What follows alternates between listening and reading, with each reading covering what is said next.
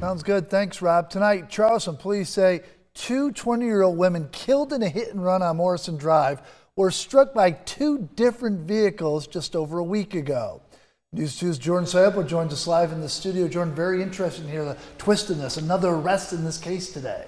Yeah, for sure, Brendan. Charleston police say the second suspect, 32-year-old Seth Carlson, is accused of hitting the two girls about 30 minutes before the other suspect, who was arrested last week. The father of one of the victims says it felt like day one of this tragedy all over again when he got the call from police this morning. A new development in a Charleston police investigation reveals the victims of a deadly hit and run on Morrison Drive were hit 2 times by 2 separate drivers. There's more questions to be answered, but all I know is both of them left them. Both suspects left them. Frank Zito's 20-year-old daughter Lizzie Zito and her friend 20-year-old Ariana Gamber were walking when they were killed on April 28th.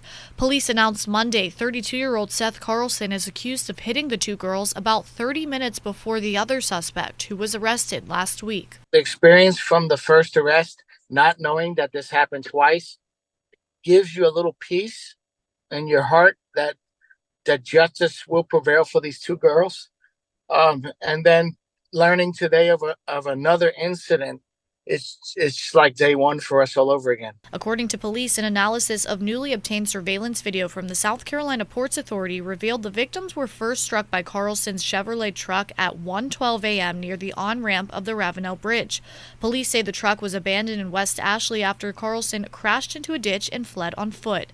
Then, at 1:43 a.m., police say 25-year-old Max Gentilin's Honda ran off the side of the roadway and struck the two girls. I commend the police department for not just stopping when they thought they had a strong case. They kept going to make sure that we moved from probable cause to proof beyond a reasonable doubt. Last week, Gentilin turned himself into law enforcement and was charged with 2 counts of leaving the scene of an accident causing death.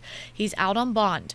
Carlson faces the same charge plus 2 counts of reckless vehicular homicide. Solicitor Scarlett Wilson, who will be prosecuting the case, says the 2 incidents will be handled separately. At this point, it's too soon for me to say, as far as prosecution goes, what charges we'll move forward on. As we move forward, I'm sure there'll be expert testimony regarding cause of death and regarding which vehicle did what. Zito says he's grappling with the fact that not 1 but 2 people could allegedly hit the girls and leave them. They both were left. 2 people can do this. How many other people can kill someone in the world and just leave them? I don't get it.